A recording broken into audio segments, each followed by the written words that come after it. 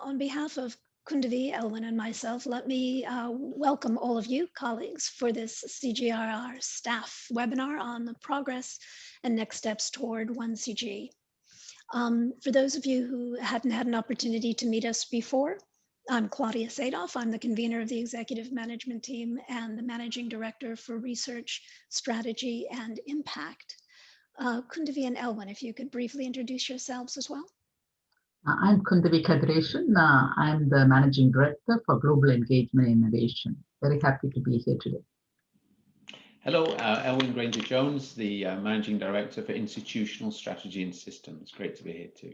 In today's webinar, we're looking forward to speaking to you about really the three strands of ongoing work right now from the EMT: our research and innovation agenda, our operational structure, and our resource mobilization and advocacy efforts. We've received dozens of questions in advance, which we will try to speak to during the course of today's discussion. We will also try our best to take live questions as well. You'll see that the chat function is muted, but the Q&A function is open. So the Q&A function, the button again at the bottom of your Zoom screen, is open to you to input questions as we speak together today. Today, we will also be taking a couple of interactive polls. Those instructions will come up at the time that we ask the polling questions, and you'll be asked to get onto menti.com. Again, the instructions will come up along with the question. And finally, just a reminder that today's discussion is being recorded, and it will be available on cgiar.org for those who are unable to join or would like to hear things. Once again, if you're having any technical issues, you can also reach the technical staff at events@cgiar.org. So EVENTS, events@cgiar.org. So to go ahead and test our technical capacities, let's go to a first poll.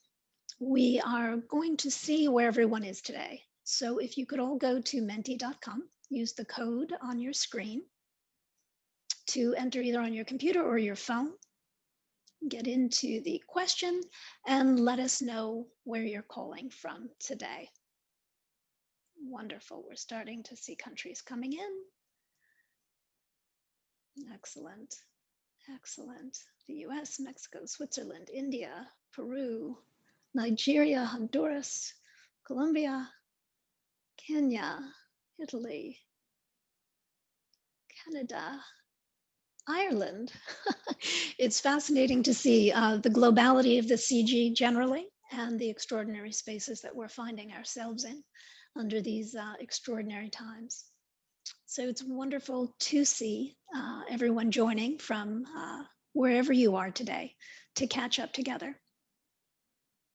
Netherlands, Sweden, Sri Lanka, Cameroon. Excellent. Okay, well, let's jump right in then to an update on where we are in the transition plan. A quick overview of the transition. We find ourselves really in the middle of things right now. And with a tremendous thanks to everyone who has worked so hard to bring us to the point where we are. If we begin at a starting point of about a year ago now, when the System Reference Group recommendations were made to the System Management Board at that point and Council, we find that much has already begun to be implemented. We had spent perhaps a year, a little more, prior to that November 2019 meeting in creation of the recommendations that were put through and accepted. Since that time, in the second phase, arguably the second phase, this earlier this year in 2020, we had a long time, a long period of constructing through the tags and the Transitional Consultative Forum, all sorts of the beginning of the research agenda. Martin is with us today, as well as the organizational structure, really pulling together the organizational and governance structures that were then implemented in August. These led to the inauguration of the system board and the executive management team, which really was the first concrete step toward the transition to One CG. So in the February to August period, those preparations were made. Where we find ourselves now We are now 100 days into the new system board and the executive management team, and we're focusing quite strongly right now on the research strategy, research and innovation strategy, and the organizational design. So the strategy that will guide us and the organizational structure that will help us get to the 1CG and delivery on that new portfolio. We'll be going into more detail on both the strategy and investment plan and the operational structure going forward in today's discussion. Both of these elements will be have been under discussion with the system board and are being brought to the system council, both in December, later this month, and in January, February, hoping to have much greater clarity by Q1 of next year. What we expect for next year, 2021, will be a transition year. This will be the year in which we really go deep in understanding how we reorganize ourselves, beginning to make those changes in the organizational structure, really going deep into designing the portfolio that will deliver on the 1CG potential, and prepare ourselves for really moving into our destination 1CG by 2022. That's where we are sort of in the arc of transition looking forward. What we ask, what we recognize now, frankly, is that we are at a point where we are in the thick of defining our destination as 1CG. We're working with design working groups. You'll hear more from them today. We're reaching out to communities of practice, speaking regularly with DGs, with science leaders, with board and council. And we recognize that that leaves us in a period of particular uncertainty as the design is being created for where we're headed. But it also leaves us in a moment with just tremendous opportunity. And we hope that people are appreciating that as well. But we recognize the uncertainty. We recognize the uncertainty of the world around us at this moment, this unusual moment in time. And so we really thank you both in joining us today, but in your continued engagement in the 1CG reform process and your continued patience. We want to assure you that we are committed to keeping up communications, to engaging as many of you as we can in the process of defining our 1CG destination, and that we will be moving forward and providing as much clarity as quickly as we can on the process that we're undergoing now. Let me just take a brief moment to turn to Kundavi and Elwin with one of the questions that we received in advance of this webinar. The colleagues were asking, what were your biggest surprises so far in these first sort of 100 days? Kundavi, please. Thank you. Again, lots of surprises. And today I was sharing a pleasant surprise in the earlier morning session with the staff. And I'll say the same message that I shared with them because it's very relevant for today's discussion. One big pleasant surprise is the findings of some major studies, all pointing to the positive impact of CGIAR work. These are not little impact assessment work. These are huge exercises, three major work that looked at CGIAR's work over several decades, and each one of them pointing out some impactful, very positive contribution of CGIAR. Just to name them, the one is relating to the work done by the supporters of agriculture research. They looked at the CGIAR work over the years and pointed out that the investment of 6 billion in present value terms over the past 5 decades has returned tenfold benefits based on the work that we have done. Very impressive in that sense. Similarly, the CIRUS 2030, the benefits of CGIAR research particularly have been focused on small farmer holders. It's an outlier when you look at other research institutions that CGIAR's work has mainly focused on smallholders, very pointed in terms of how we have been very much looking at this small farmers as as our primary beneficiaries. Similarly, within CGIAR, our standing panel on impact assessment looked at Ethiopia, a major study over 2 decades of work looking at 52 plus technology and science delivered by CGIAR has reached over 3 to 11 million people, depending on the technology we are talking about, and very impressive set of portfolio approach in terms of delivering results on the ground. So all of this points to the sort of evidence-based, which is very hard to really see in many organizations, and the CGIAR has been able to do that.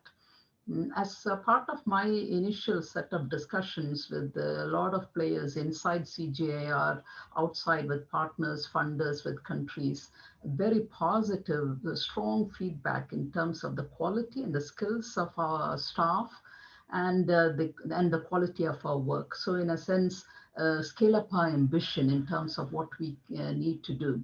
And because the needs are enormous globally in terms of our food systems and what it needs. Similarly, talking recently to our UN Food Systems Summit Secretary General's envoy, she was so very eager to get CGIAR to be one of the key players that can contribute and commit to very concretely to this to the UN Food Systems Summit, the kind of synergetic analytical work that we do. Can it become a game changer or be catalytic in the way that the food systems globally is moving in future? So she was really looking for concrete ideas, and she said, we really count on One CG. Again, that speaks to the confidence and trust of our external partners in the CGIAR's work.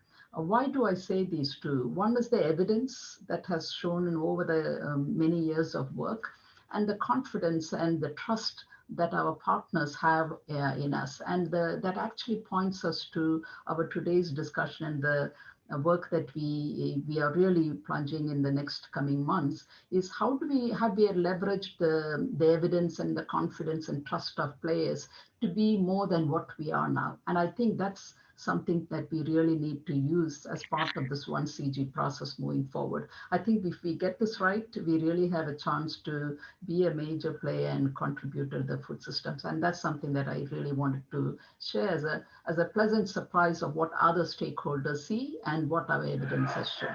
Thank you. Thank you, Kundavi. Elwin.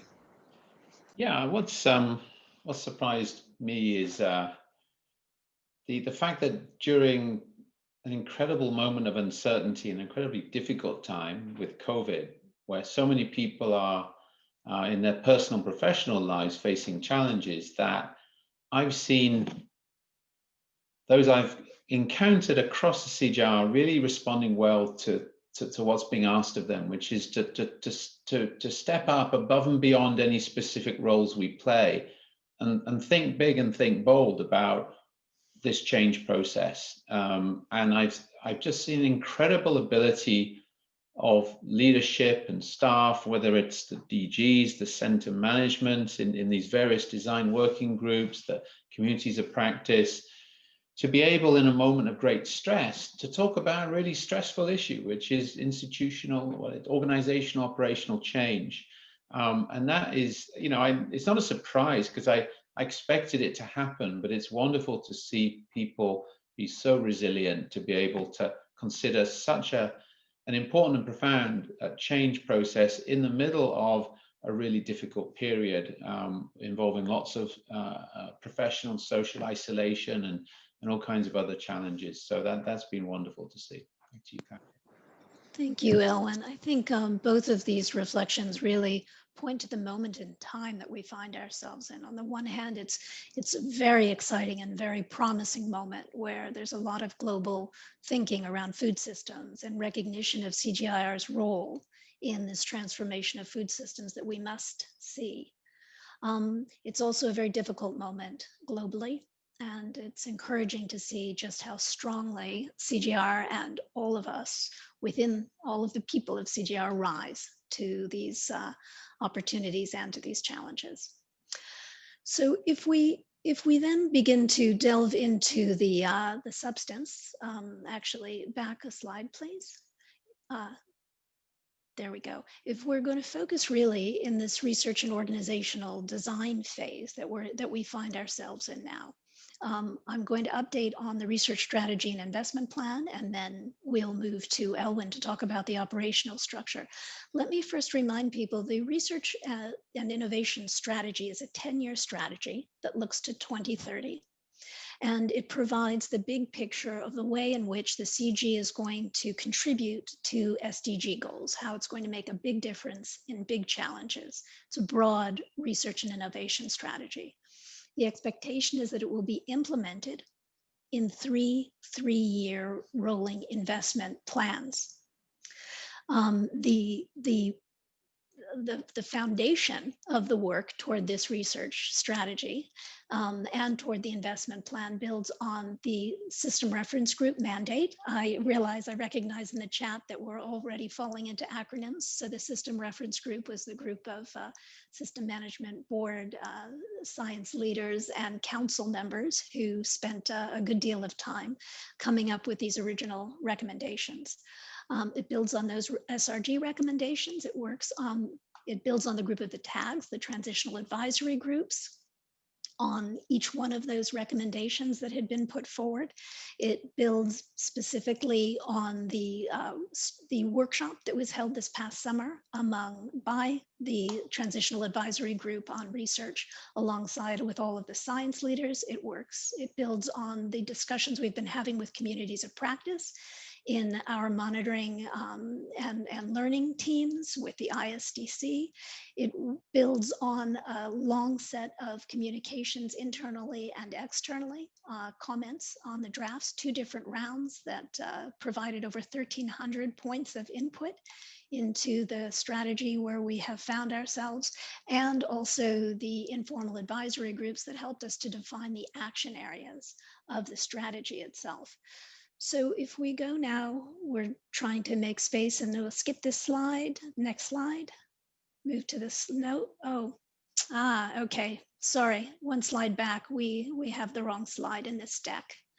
The research strategy, we had hoped to put up the research strategy in a single slide deck, which is not the one that we have on the screen right now. But essentially, the research strategy works toward our 5 impact areas, and everything about the strategy is the 5 impact areas. I don't know if anyone can find that slide in the meantime. Those 5 impact areas are achieved through the initiatives that the impact areas will be achieved through 3 pathways: pathways of capacity building, of innovations and technologies, and of policy reforms.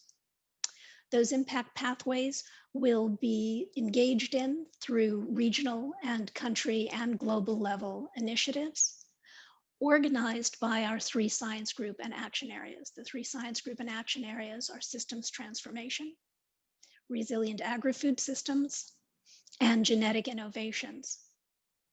And those science groups and action areas will be built out of our new One CG structure that will be working in different ways, 7 different ways of working.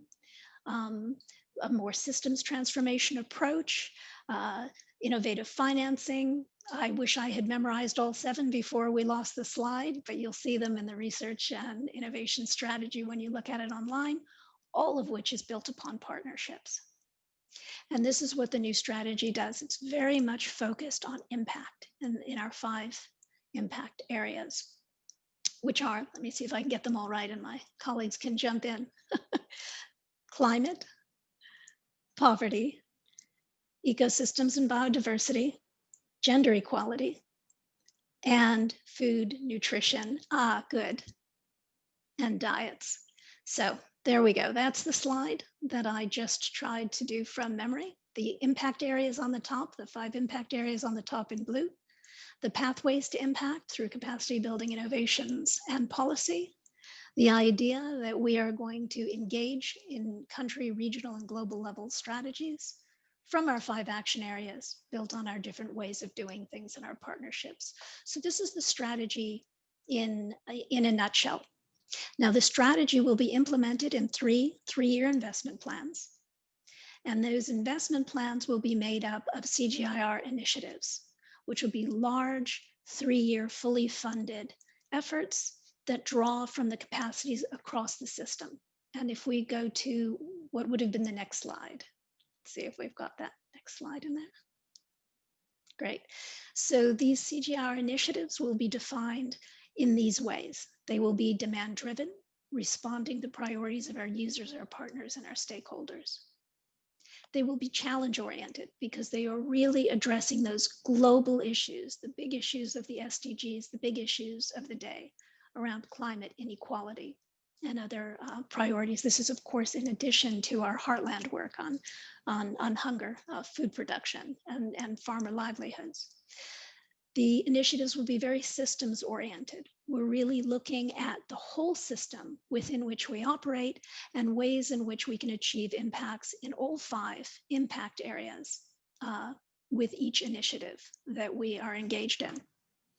They will be integrated, so they would be building on the breadth of capabilities that we have across CGIAR to provide these integrated research solutions, and they'll be quite rigorous. They'll be designed with very well-defined theories of change. They'll be evaluable, and they will be carefully laid out to create an investment portfolio that has big impact and big appeal to our partners and our funders as well. So before this is a very, very brief update on the research strategy and investment plan. These documents are all available at CGIAR website for people who want to go into more detail. But what I'm curious about now is to put up a poll asking which aspects of opportunity you find the most exciting going forward, a bit of a pulse survey. We expect that this strategy will help us to bring together our capacities across the system to have a bigger impact in the areas that really matter, give more visibility and influence to our science, more impact on the ground, and allow us perhaps to explore new areas as well, or new areas of emphasis, or more ambition in the different activities that we undertake to really move the needle in all 5 of the impact areas. So I'm curious about what you see as the potential opportunities for us going forward. Fabulous. Resilience, climate, biodiversity, collaboration with private sector, engagement, systemic approaches. And we recognize that so many of these things are issues that you're already working on, that you're already making a big difference on. We hope to bring some amplification to the work that you're doing, make it easier for you to work across the system and pull on the strengths that we have in the One CG as a whole. Fantastic. Machine learning, harmonization, synergies and partnerships. Fantastic. Great. We will be capturing all of these words moving forward. Let's move then, and do keep going, into some of the questions that we had received ahead of time around the research strategy and the investment plan. First question, and this is for Elwyn. Can we have multidisciplinary teams working in projects rather than competing for the same funding? Elwyn. Thanks.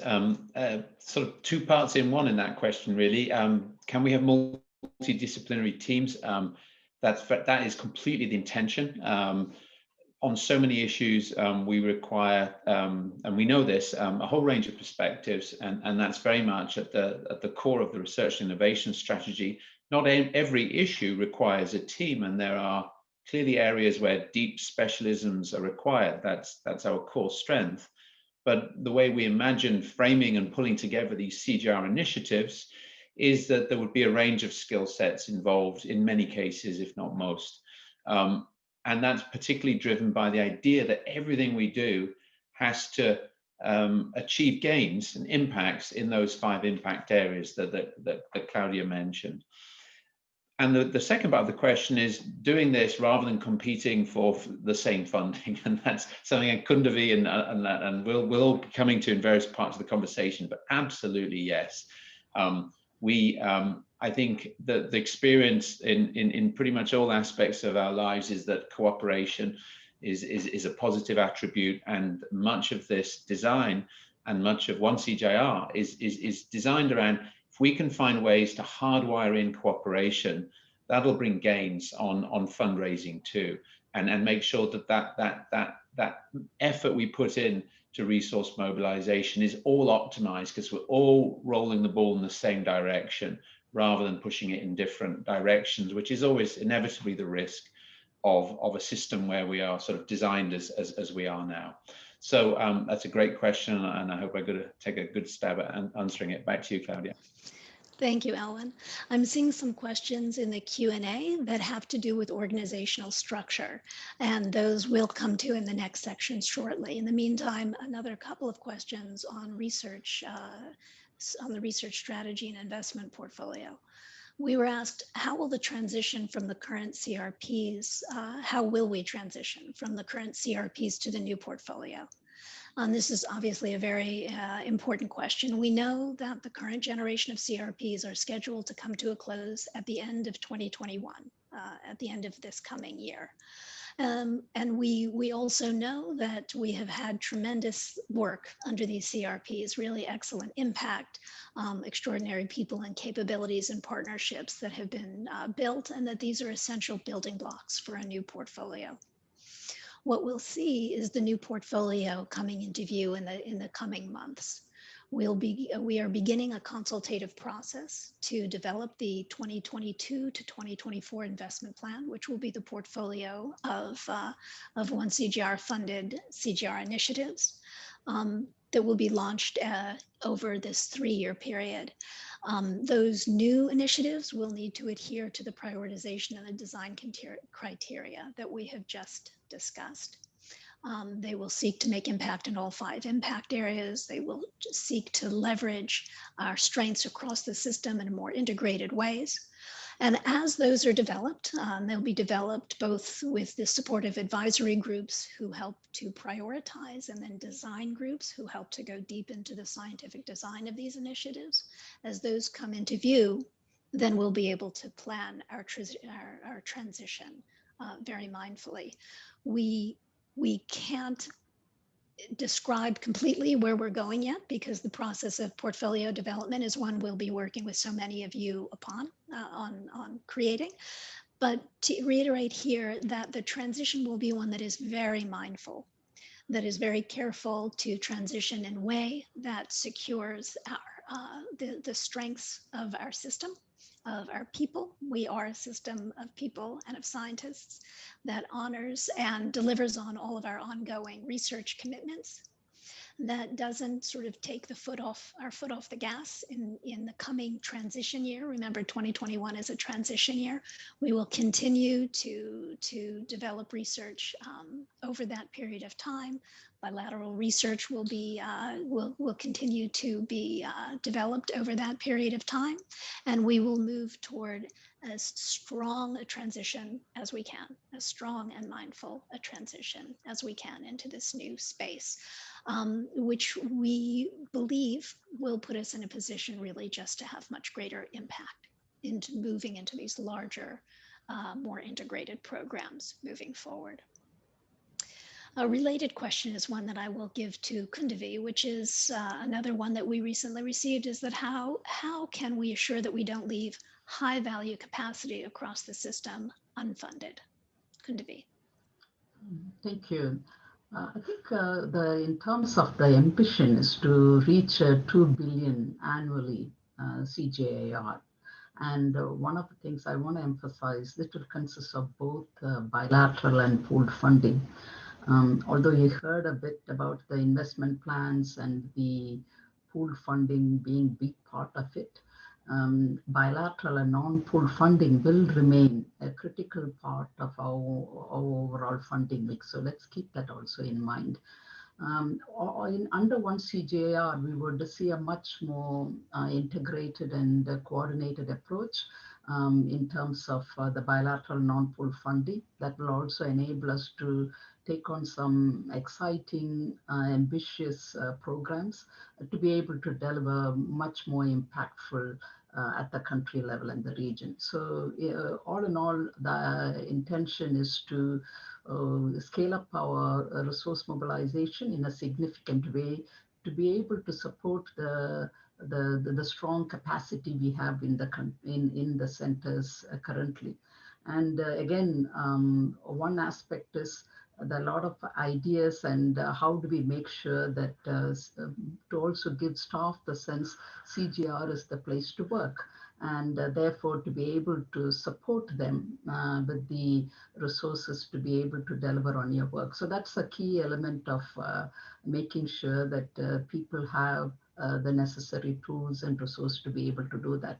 So the emphasis stable funding, a mix of funding, predictable funding, all to be able to work closely with the partners in the countries and in the regions. Thank you, Kundavi. I saw an important question.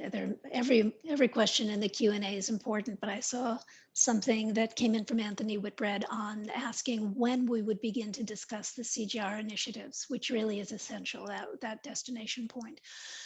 A discussion on this has begun in the informal advisory groups. There was a discussion on early priorities. DGs were all asked to and all provided some thoughts on early priorities for CGIAR initiatives as well. That discussion is going on with the board. It will continue with the System Council in the coming weeks. And we also hope by the end of December or early January to begin to establish our investment advisory groups. And those investment advisory groups will help with the prioritization. They'll be supported by technical teams, will be coming to many of you, and then followed on by investment design teams who, once the priority and the focus of the initiative is beginning to come into view, will go deep into designing the concepts. And we do want to move this and the actual research design. We want to move this quickly so that we have a clear transition into 2022. And we want to leave plenty of time in 2021 to really design these initiatives in a very collaborative way that pulls strengths across the system. So those initiatives are in an early design stage. Each one of your DGs has been engaged. I hope that they are speaking with you. And in the coming weeks and months, you'll be hearing quite a lot more about these initiatives as well. Again, the number of the Q&As will come up in organizational structure in the next section. One important bit that did come up as well in the early questions was whether the social science capacity, for example, would be clustered in the systems transformation science group, or whether it would be distributed across the science groups. And arguably, this is an organizational question, but it's important to suggest that in the context of the research strategy and the action areas, we will be creating science groups that are based on capacity to bring together communities of practice to engage and reinforce skills and interaction. But those skills, social science, for example, will be needed across all action areas, primarily in science systems transformation in this example, but across all of the science groups. If we are to achieve to achieve impact in all of the impact areas, we will need social science capacity in many different places. So it's important to understand that we may administratively structure the organization in a particular way, but the goal with the platforms, we'll have platforms, you'll see this in the next section, of cross-cutting issues, that we are looking to weave these skills across the 1CG portfolio. And a lot of this is exactly what we're discussing. How best to do this is being discussed right now in the design working groups that we'll talk about in the next section as well. Perhaps one more question over to Elwyn, unless we leave this to the next section on the crop breeding program. Maybe let's maybe pick that up, Claudia, with org Martin structure. in the next. Okay. because that really was about how it fits into the org structure. So let's move directly then into organizational structure. And I think what's important here is to recognize how closely our goal in our research delivery and innovation strategy aligns to the organizational structure. How the One CG be organized really to deliver on these global challenges? Elwyn, please. Thanks a lot. You colleagues, look, you may or may not be familiar with this diagram. This is the version that we're working on with the design working groups to sort of test out how this might work. Maybe I'll say something about this in terms of the kind of characteristics that we'd like to see in this structure, and find a way to answer some of the great questions that have been raised. So what you see here is sort of three broad divisions to a potential new structure. And what we're basically doing is having a big discussion on this now, right across the system, with a view to taking a high-level document to council, probably at the end of January, that describes this bold destination and describes in broad terms the sort of transition process, so that we have a mandate and agreement to move forward, and that will be, of course, with the system board as well. And the three broad areas include, what we see as a rational way to organize different types of work. So on the left, we have institutional strategy and systems, big opportunities to bring together digital services work across the system, and the same with those other three areas. With a principle that if we can do things together on things like digital strategy, digital procurement, if we can do things together in terms of HR policy formulation, in terms of the way we organize our boards, in terms of the way we process payments, there might be big gains for all of us that can make better use of the great people we've got across the world. That doesn't mean centralizing everybody on all these things to sit in Montpellier by any means. That's certainly not our plan. But it does mean that we find a way for an empowered, for example, chief finance officer or chief digital officer that can actually lead this work right across the CGIAR. So that's one set of areas, and there's a whole process to develop that thinking in the design working groups I'll touch on. On the far right, if I'm getting the left and right, if you see it the same way as I do, there's the global engagement and innovation. Really important stuff there around bringing together our work on resource mobilization, on communications, on partnerships and advocacy. Huge opportunities when we work together to really be there on the global stage, even more than we're able to now, and to fundraise better, whether that's bilaterally or for funders that are able to pool their funding. Important in that space is the regional, and I'll turn to Juan Lucas in a moment. There is a design working group on that. So that's a really important space to do a number of things, particularly articulating country demand and being able to organize the way we work in country. So what are the features of this model? Is there another slide here? Or do we bring it down to one? We pared it down after this morning. No, go back to that other slide. So the key features, first is alignment, right? We want alignment of form to function.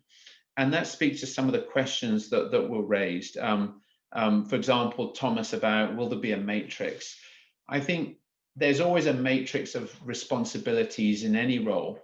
What we're looking at here is to have one line management, one clear single set of reporting lines that run right through the organization.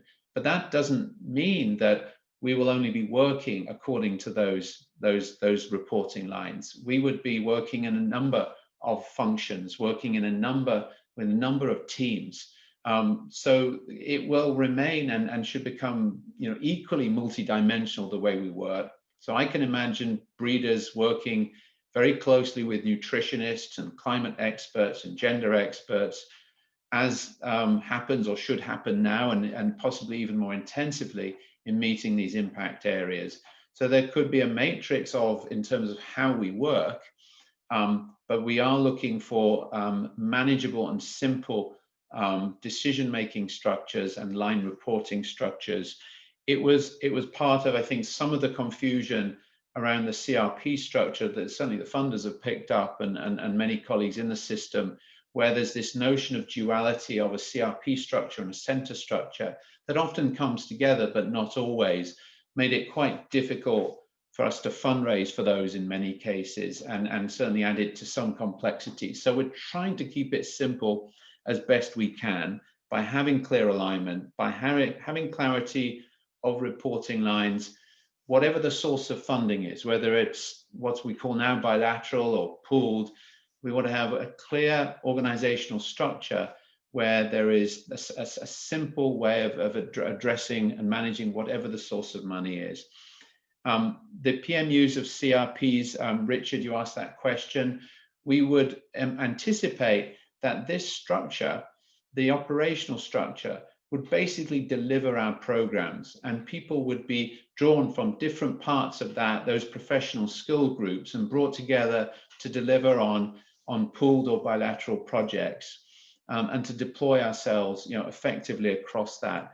So there might need to be some project arrangements, but we're not imagining we would need a separate delivery structure that is somehow not part of our core operational structure. So we're trying to bring it together. This enables us to be decisive, which is another feature. And that, by the way, when we say decisive, it doesn't mean centralized. Claudia, Kundavi, and myself do have personal lives, and we do not want to spend our weekends taking decisions that leaders across the system can take far more effectively than us. And we've seen many recent examples of that happening across CGIAR.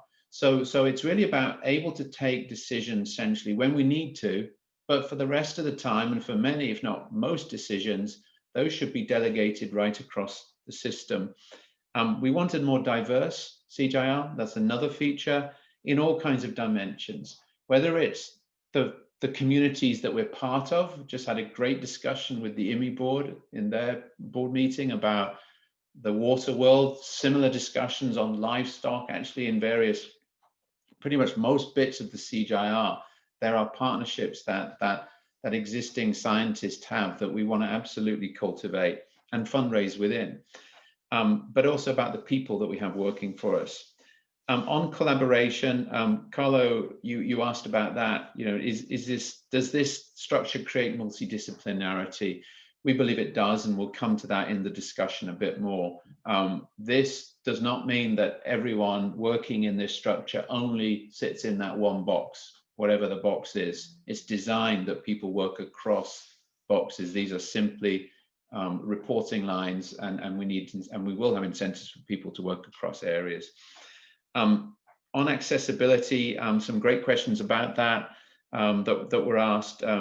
James, in terms of the country engagement, we do not want to start stifling country engagement, but we've heard from a number of partners that they would like us to organize ourselves a bit more at the country level, not just in terms of facilities and office space and some of the benefits of bringing that together, but also in terms of someone that can speak for One CGIAR at the highest levels of government, both at the country and regional level. But we do not see that role as something that is trying to limit engagement directly with government, but someone that can help organize it so that we are not tripping over each other or competing anyway, or creating any confusion on the part of our partners in terms of the solutions we're providing and the way we're engaging. So we see it as enabling, not a stifling experience. And lastly, on efficiency, there's a lot we can do there. I should have mentioned platforms. They're really important. We see some great work being done by some of the integrating platforms right now, and we need to sustain those efforts, particularly to drive the integration of these issues right across what we do as impact areas. So there are 5 platforms proposed in this new structure to really lift up further the good work that's being done. Next slide. Very briefly, the design working groups. There is a really big effort right now, with huge thanks to the DGs and others that are participating in these groups, to really test out this structure, to look at the risk factors, to look at how we make this work, to look at the next levels down, to start defining those and validate or not some of the straw dog proposals we put out. So those have started in the last week, and they are really motoring. There's been a number of discussions that people have been involved in, and we're lucky to have Juan Lucas and Martin here now. If I could quickly bring them in. So those groups have started up. They've each got a theme under one of the groups to basically test out the proposal. I wonder if I could bring in Juan Lucas to say something, just sort of about 3 minutes, Juan Lucas, on how things are starting up in your design. You are a co-coordinator of the design working group on regions and countries. Over to you. Sure, Elwin, and greetings to our colleagues from the EMT, as well as all the colleagues that are attending this meeting. Buenas tardes a los amigos de las Américas y otros continentes. I'm co-leading this informal design working group with the DG of IITA, Sanginga. And we get a lot of support from the experts from the TPMU and the system organization. And maybe, Elwin, it would be great that you mention the role of TPMU briefly, as there is a lot of discussion around it, and maybe people don't understand the role that well. So basically, this design working group brings together a lot of people that have had responsibilities at the country, at the regional level, that have different leadership roles in the current system. So it's really our experts, our capacity spread across the current system that's being brought together to co-create, to crowdsource, to really give us some ideas on how this meta structure can be refined in more detail to make sure it works. Our focus is more on a future destination, on a desired future state. How are we going to make sure that this, One CGIAR delivers at a higher level for ourselves and for society than how we work at present time?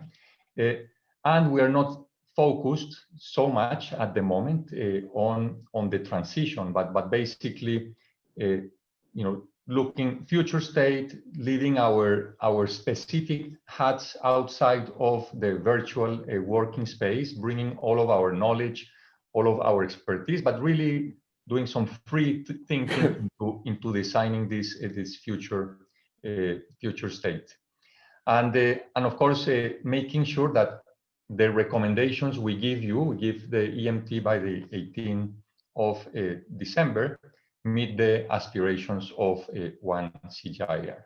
And we're kind of halfway now in the process. We're making a good process. We're getting a lot of ideas already. And the way, in our case, we've been organizing in our regional and country roles, it's really drilling down and understanding key roles that will be housed at the regions and countries. For example, engagement is a critical one, and you mentioned some of this.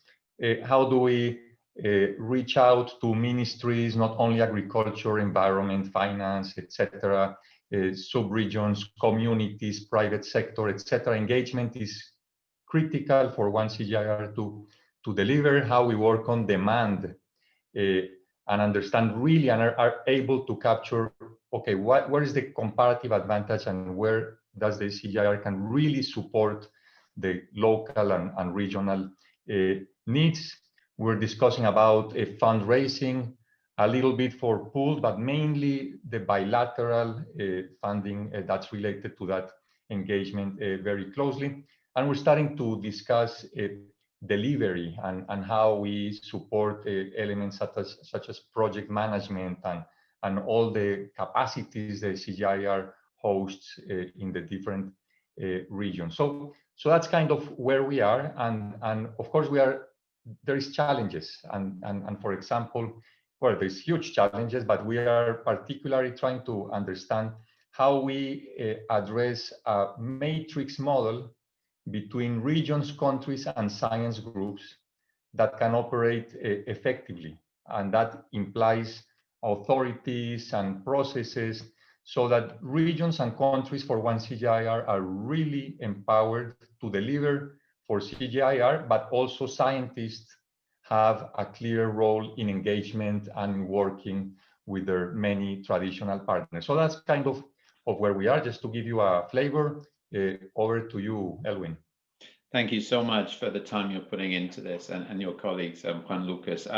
Let me turn to Martin. And Martin, if you wouldn't mind, again, briefly, 3 minutes, if you could, because there's a big subject, I know, just say something about the design working group on genetic diversity. And within that, if you could, there was a question that came up, how will crop breeding programs fit within the organizational structure of One CGIAR? That was one question. There was another one from Peter Kulakau in the chat about where are the gene banks in the system, which I know is an important part of the group you'll be discussing. So over to you, Martin.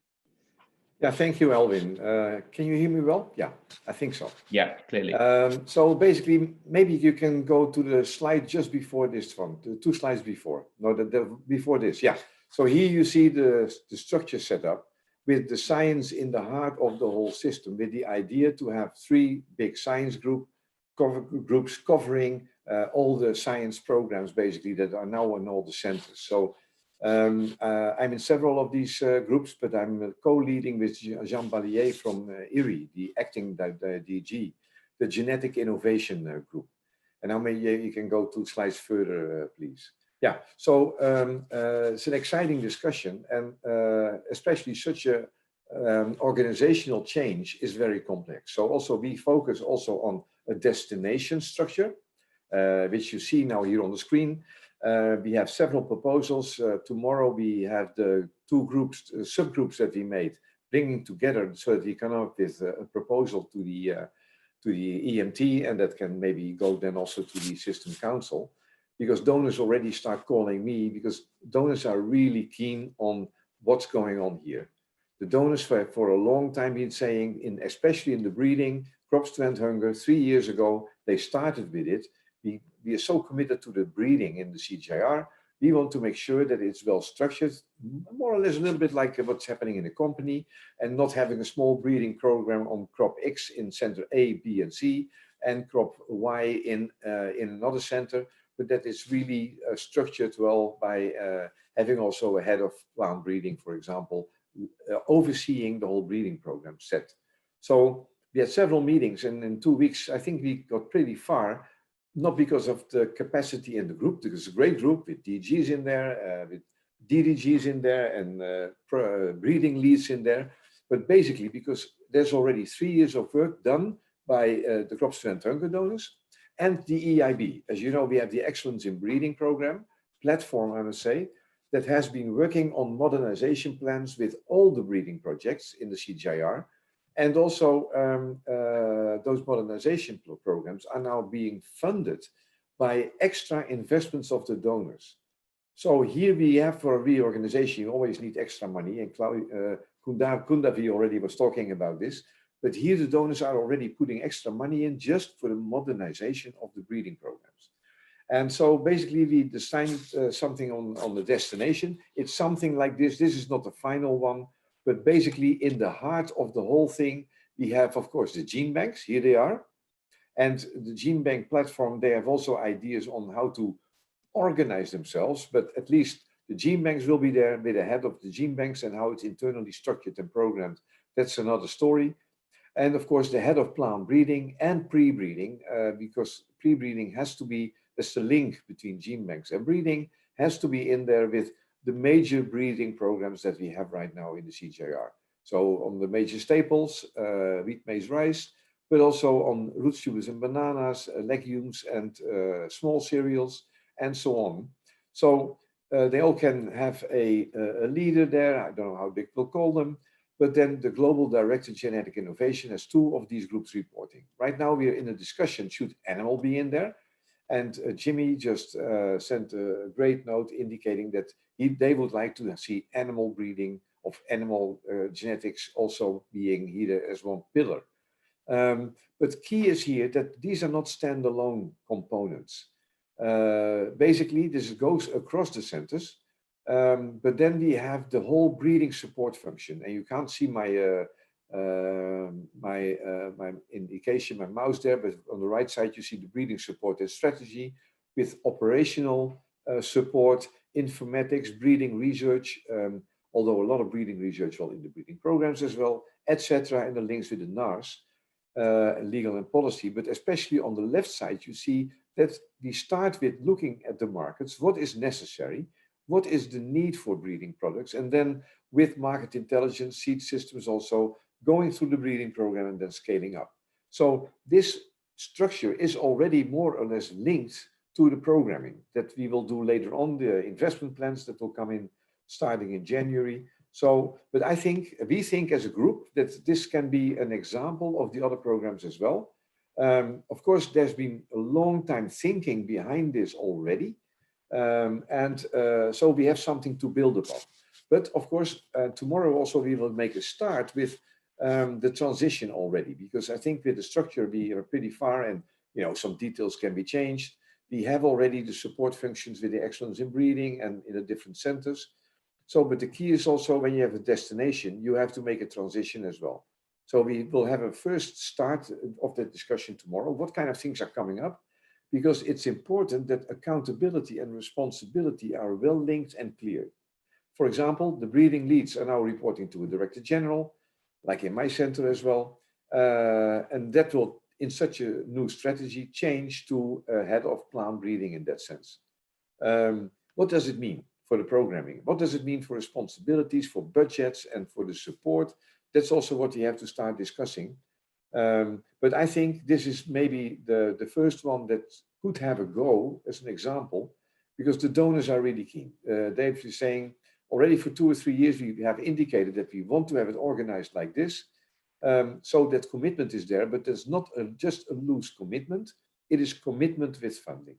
Now, the key thing is for all of us in the group that basically we don't want to break down things. We want to build up. And as Kundavi said, the dream is still 2 billion. So it's not that we start cutting down on breeding programs. On the contrary, we have to build on the strong breeding programs that we have and to grow and to strengthen the breeding programs that are not so strong at the moment in this time. And then when breeding programs are going on in 2 centers, they can be linked directly and be stronger by then. Also, breeding sites will also be brought more together to be having much better facilities and equipment and mechanization. So with excellence in breeding, I'm signing off already on a daily basis on Wintersteiger machines, specifically for harvesting breeders' plots that in many cases we don't have yet. So it's already happening, this whole thing. So, but we want to make sure that we also are clear on what the risks are, so that basically this cannot go down. Breeding pipelines cannot stop and then be restarted. So, and the impact of the breeding is, I think at the moment, one of the biggest of the whole CGIAR that is measurable. So we are proud on this and we have to keep on going. So we need to design a good plan. And the whole group that we are working right now with, Jean Barrier and myself, work very well together, but especially the whole team, everybody is committed to make this work. So input from the breeders to your breeding needs, to do your DGs, and also to me, don't worry, send them to us because we would like to make sure that, that this is going to be an example that really works the fastest. Thank you. Thank you. Thanks so much, Martin. And let me just say one thing, and then I'll hand back to Claudia, because there are a few pre-submitted questions on this. But you mentioned the TPMU, another acronym, the Transition Project Management Unit. That's something that we've created to help support the change process. Srinath Dixit, you made a question about what kind of change management support will be available. We're going to need a lot more change management support to get through this process. We have willing funders to support this. We're putting together a new proposal for funding to support the kind of reach that's needed.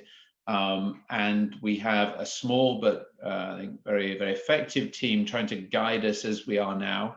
We will clearly need more support reaching right into the center structure to be able to get where we're going to need to go in all these domains. So your point is well made there. Back to you, Claudia. Thank you, Elwin.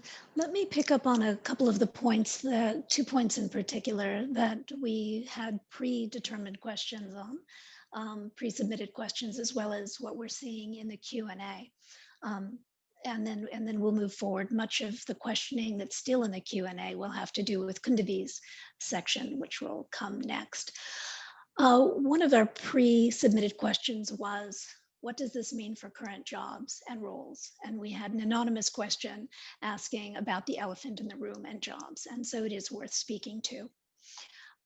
We know that CGIAR builds on the excellent collective capabilities of our people across the centers, the alliances, and the systems organization.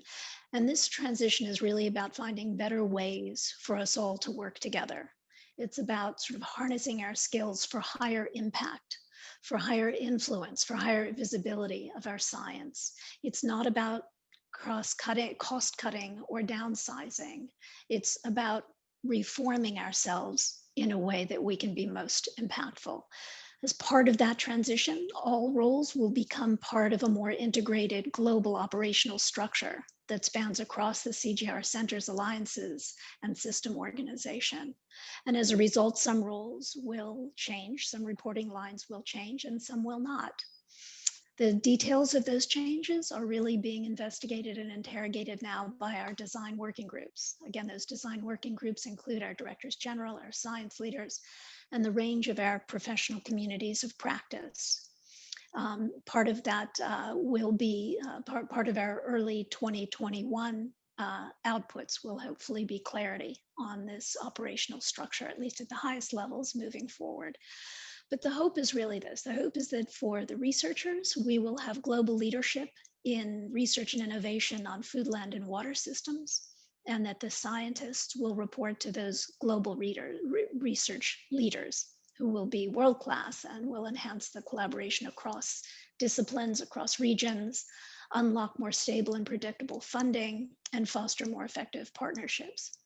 For our corporate services and functions, it's an opportunity for our staff to help really build and operate best practice, common policies, services, and systems. The specifics for individuals, of course, can't be known yet, but the hope truly is that the One CGIAR will really open up new avenues for professional growth and development of our staff.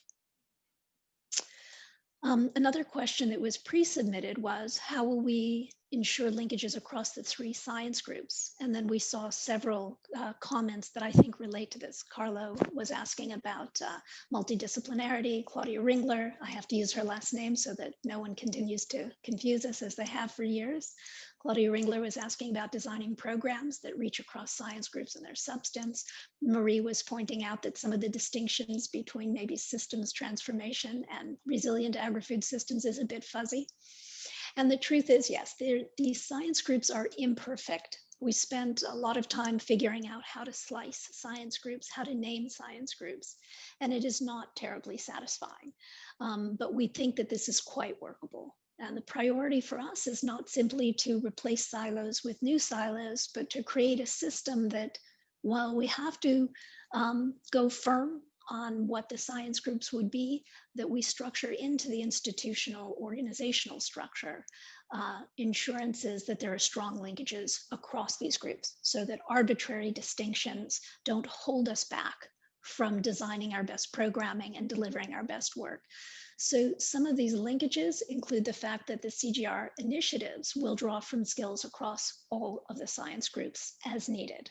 There won't be barriers in terms of creating the teams and the constructs of the CG initiatives.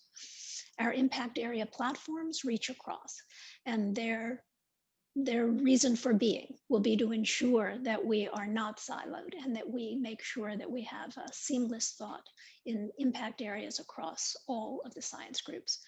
We're looking at a cross-science group performance and investment panel, performance and investment panel that will really be looking as we move, as we go through and begin delivering on these new portfolios. How is the performance moving? Is there adaptive management that's needed? Are we leveraging all the skills that we have to bring toward these challenges? We will ensure that science group directors, those in charge of those 3 areas, will be held accountable for very strong coordination and collaboration across the science groups. And we will design and prioritize the criteria for the CGIAR initiatives so that they really drive integrated and multidisciplinary, interdisciplinary thinking and work. So again, these are always imperfect, the way that you slice and organize, but we are trying to design into the organizational structure assurance that those necessarily arbitrary boundaries don't hold us back from really integrated science. Another important pre-submitted question, actually 2 that came for Elwin, and see which you would like to speak to, is how the appointment process might go for filling new positions in the organizational structure, and a question for about planning for the alignment of policies and services. Elwin. Sure. Yeah, so inevitably with a change like this, there will be a whole set of leadership opportunities. And, you know, the way we're thinking about this is the challenge or the opportunity with CGIAR is not that we have the wrong leadership. We've got amazing leaders. The more I see of what they do, the more impressed I am. And actually amazing staff overall. It's just the way we've wired it all up together doesn't get the best out of those leadership skills. I see so many initiatives that I see science leaders and others at an individual center doing, thinking, oh, if only we could do this for the whole CGIAR and we had a way to do that seamlessly and effectively across the whole organization. So what we're actually looking at is there will be a number of leadership roles in this new operational structure that map very directly to existing roles or to existing capacities and responsibilities and profiles across the system. So I would imagine that a number of positions would be filled by some kind of appointment process that would need to manage with the system board that I hope would be as swift as possible so we could quickly identify future roles and people will know where they sit. There might be some genuinely new positions that don't map to an existing person's roles and responsibilities, and they will need to go to a competitive process of some form or other. The timing for all this, we hope we could go through this process early in the new year, once we have clearer definition of the destination and we've got a clearer sense of the various phases and the flow of next year. So do watch this space. It's something we'll be talking to our system board about. But my key point again is, and it relates back to what Claudia said, is actually we're looking at remapping, redeploying, rewiring. We're not looking of clearing out and rehiring, because I don't think that's our problem. Our challenge is just, and our opportunities, how do we get more out of the great people we've got? And I think that applies actually also in many of the discussions around shared services. Are there ways we can look at the people that we've got and in the new structure of corporate services, think about how we redeploy those skills and capabilities so that we have common functions that go really deep and provide an even better service to the scientists and our clients and those partners with us across the system and across the operating units of CGIAR. So the question around policies and services was you know, what's the process to do this? We've got design working groups on the various corporate services areas of CGIAR. They're looking at the broad scope, the broad vision now. I hear they're very quickly getting into some really crunchy operational stuff, which is great. I hear there's a good spirit, so thanks to all of you part of those discussions.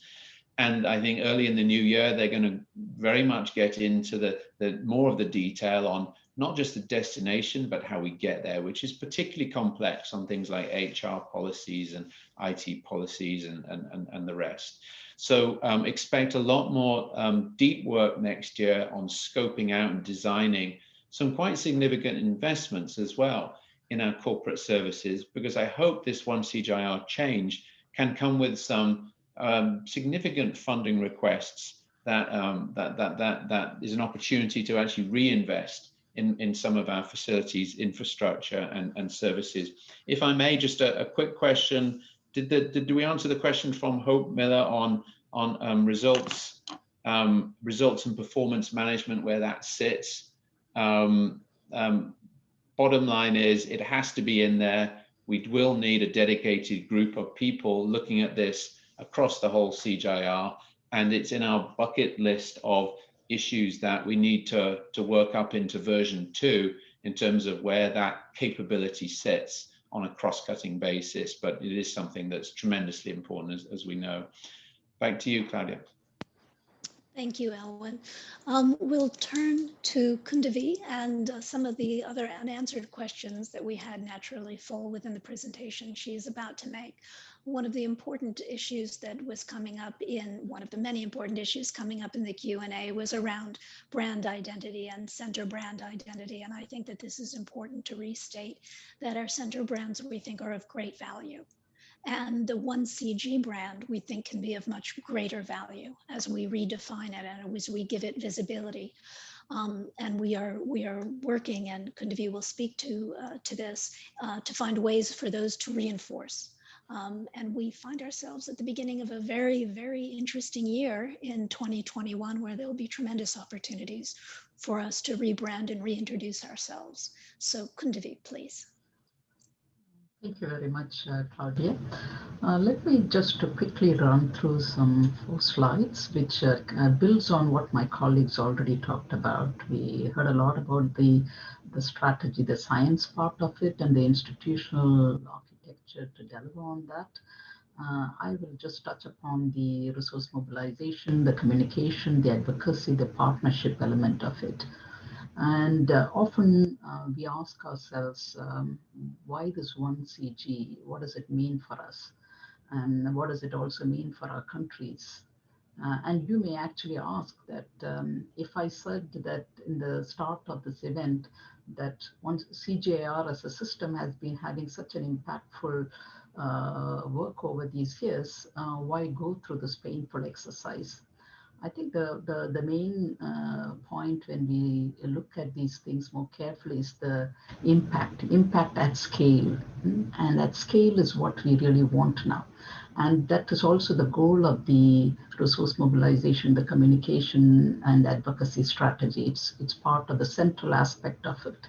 And what you see in this slide is if we really get carefully connecting the CGIAR's strategy, the new strategy, the research and innovation strategy, the excellent capacity, the skills, bringing all the talents and expertise of the organization together, and really align with the country level demand, the country priorities, the region's priorities, then the impact that we are talking about is much more different. We often think our little money is what it really matters. Actually, this is just a drop in the bucket. The technology innovation is only one part of the equation. Unless you work with partners and take it to the end users, we will not get the impact we are talking about. So in a sense, partnerships become very critical. And that's where you see the country and regional engagement will be a big part of this One CG agenda. And much of the work is already started in that area. So it's not only the presence on the ground intensify, but also the engagement. And therefore, what are the mechanisms by which that we will deepen the engagement? There's discussion about country strategies, country dialogues, involving a lot more stakeholders at the country level, involving the National Agriculture Research System to work and complement their work, bring the local private sector, a whole lot of all joining hands together into terms of aligning with countries' priorities.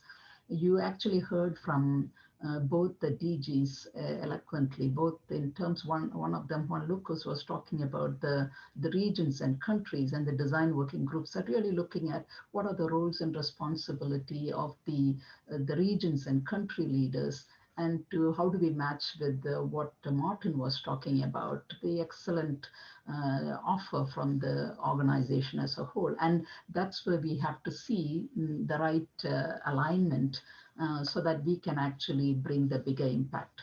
Next slide. The question then becomes, are we really pulling ourselves to be able to catch up to the changing world? And this is an important question for many organizations. And those that have been very successful have always been able to reinvent themselves, reinvent to be able to fit to the changing world so that they are relevant for today and tomorrow's world. And that's where this One CGIAR exercise all about. And as part of that, what we are looking at, I mentioned to you about the partnership, the importance of it. And here you see in this slide, the 4 areas we need to really scale up in a serious way and mainstream that within One CGIAR. And that is going beyond and really creative partnerships along with the national research systems.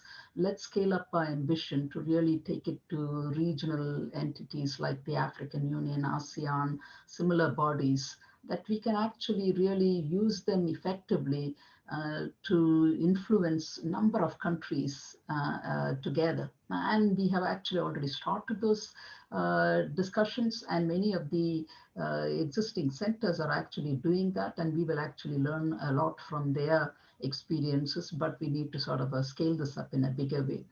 The other element would be how do we position ourselves to become a key pillar of the Rome-based agencies. We know about the other three, very effective, working together wherever they can, but now we need to be part of the Rome-based agencies, becoming the research and technology arm of the Rome-based agency. And there is excellent scope for collaboration. And here again, we have already started initial discussion, and will be scaling up as our research and innovation strategy gets formed up, and look at the Rome-based agency as one big part of our partnership as well. Here again, you will see the sustainable finance models is something that we really need to be closely looking at. Scientists have always felt not to be really chasing money, but to be able to do the technical work. If we find a financing structure that allows us to look at a stable financing environment so that our people can really focus on the work, and that's where we would need to be looking at the private investors who are really looking at coming into the SDG agenda strongly. Now, harnessing the value of the One CGIAR brand, and that's where Martha's question also comes in. And the question was, have you already given the One CGIAR brand any thought? And how do you see CGIAR communication experts working together in the future? And again, that's very relevant in terms of the One CG. And to answer to your question, Martha, it is one key element of our work. Rebranding of CGIAR is an integral element of the resource mobilization, communication, advocacy strategy. This will contribute to both our internal identity and our external expression of our ambition, putting forth our mission, vision, objectives, and values. These are very important, but certainly the center brands will stay. They can coexist both in distinct and exclusive spaces, and that how do we try to harness both of it, and that will be the key focus of our work in the coming months as well. Already we are working with the design consultants on the branding, and the plan is to involve all staff of the CG system so that this actually become a very collaborative exercise as well. So we'll be coming to you all on that. Next slide. This is a bit, it may be a bit crowded, but the main point that I really wanted to say is the funding sources need to diversify rapidly. The area one we all know about is the existing system council funders. And we do certainly want to increase the pooled investment coming from the system funders. But the other area is the growing emerging markets, the climate funds and finance. Look at private financing and innovative impact investors. And then more than anything else, look at the IFIs as key elements and country partners as well. Governments are also willing to put funds if we can really find a creative and good partnership to show impactful results. So these are some 5 areas that we really need to look at in terms of diversifying the sources of both bilateral and pooled funding. And what we also see is that the growth is actually coming largely from the private finance and non-dark country investments. So that's an area in the new 1CG we need to be paying a lot of attention to. Another area to keep in mind is agriculture, environment, water. These are core components of rapidly increasing global interest in the climate funds. And that's something that we really need to be also paying attention to. The last slide is, again, just to give you a quick overview that we have 2021 around the corner, and it actually seems to be shaping to be a very exciting one. It's a very busy one starting in January, as you see, from the Global Adaptation Summit going all the way up till December, a whole lot of high-level political global agendas that we can really leverage. The idea is to use this as a moment to not only launch our research strategy, but also move this into a huge pledging campaign and the celebration of 50 years of CGIAR. So we will be using that starting in January, moving on to the UNFSS, the UN Food System Summit, as a big highlight of the year, where we would really want to be profiling 1CGIAR very strongly, and also ending the year on a high note with respect to the COP26 and beyond in end of December. So overall, 2021, although a very a transition year for 1CGIAR, it can actually be a defining moment for 1CG as well. Let's make it a successful one together. Thank you. Thank you very much, Kundavi. I wonder if we have about 6 minutes left and a final poll to take. I wonder if any of the questions that you see in the Q&A, Kundavi, might be ones that you would like to pick up, or Elwin, if you have any final thoughts as well.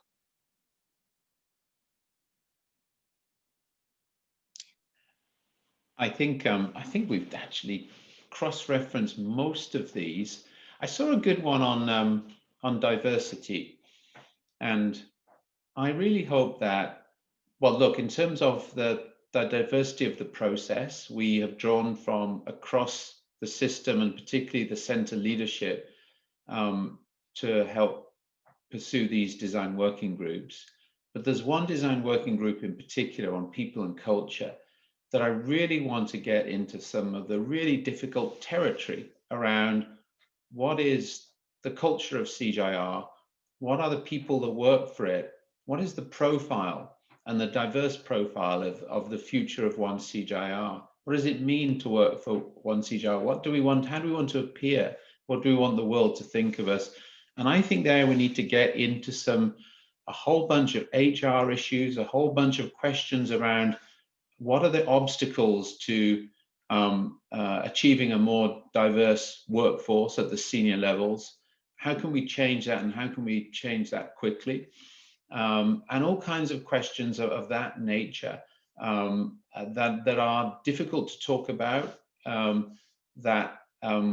think that the questions around gender that were really pushed by our council have, I think, got us across a threshold of being able to have awkward conversations that are essential, and I think are opening the door to a number of other areas around diversity that we need to be talking about as well. So I'm glad, I forget the name of who raised it, but I'm glad you did, and thank you for that. Back to you, Claudia. Thank you, Elwin. Kundavi, any final thoughts? Thank you again. These questions we may have not be have the time to answer them all, but let's. I just want to give assurance that this is something that we will carefully be looking at. Really pay attention to some of the things that you're asking, and that is something I want us to give you a sense that these are not just questions, may not be answered now, but we'll be looking at it. Thanks. Thank you, Kundavi. And we will be capturing a lot of the questions in a continuously updated FAQ sheet that will be available, that is available at cgir.org. As I begin to wind us down, we've just a few minutes, and mindful and respectful of everyone's time, I think it's actually important to recognize the uncertainty that this reform process does introduce for everyone. We've seen reflections of this in the Q&A, and it's very understandable, particularly at a moment with such tremendous global uncertainty. Certainly in my lifetime, I have never seen anything like the pandemic that we're facing. It's important to reiterate in this context that the reform really is not a downsizing exercise. In fact, we really hope that it is an upsizing exercise. We really hope that we are positioning ourselves to grow in the volume of our research, in our research impact, and in our influence. But we are at a moment now where we can't give specific answers for specific staff or even specific centers. We can only say that we are absolutely committed to a careful transition. Our intention is to bring everyone with us to the best that we possibly can. And that in any transition that takes place, we are fully transparent, equitable, and respectful of all staff. Again, we believe that we are poised for growth as soon as growth is enabled by the current context. We also are completely committed to coming to clarity as soon as we can. We recognize that these processes are ones that we can consider for a very long time, and that can be painful to live in uncertainty. So we're committed to coming to clarity as quickly as we can, and to communicating with everyone as regularly and as openly as we can moving forward. And in that spirit, we want to take one final poll. Asking, with a view to future webinars and communications on the transition, what would you like to learn most about? If we can put that slide up. Don't leave me quite yet. We'll put up a slide, hopefully, with the Menti address so you can help us target our next interaction more specifically. And as those hopefully come up and your responses come up, I really do want to thank everyone who has attended today. Remind everyone that that a recording of this session will be available on cgr.org. I want to give our very special thanks to Juan Lucas Restrepo and Martin Croft, our DGs, for joining us today and giving us some additional insight into the working of these design working groups that so many of you are involved in. That will be so important as we refine an organizational structure that will take us forward effectively. And I want to leave you with a final wish on behalf of us all. It's a difficult year that is drawing to a close. We really hope that everyone will find the time to unwind and restore themselves over the year end. Spend some time with your families, your loved ones, even if that's by Zoom, unfortunately. And try to bring strength and optimism to the coming year. We hope that we're turning a corner on the pandemic not long from now, but we really expect that next year could be an extremely exciting year for the CGIAR, a year of transition, but a year with tremendous promise. And at the risk of repeating, just to say, we see these reforms as an opportunity for tremendous growth, for increasing our impact, for increasing our influence, our visibility, for defending science. And we have an exciting year ahead of us. So thank you again all for your time, for your engagement. We ask for your continued patience and your continued generosity of insight and engagement in this process that's important to all of us. So thank you all, and we will see you again soon. Thank you.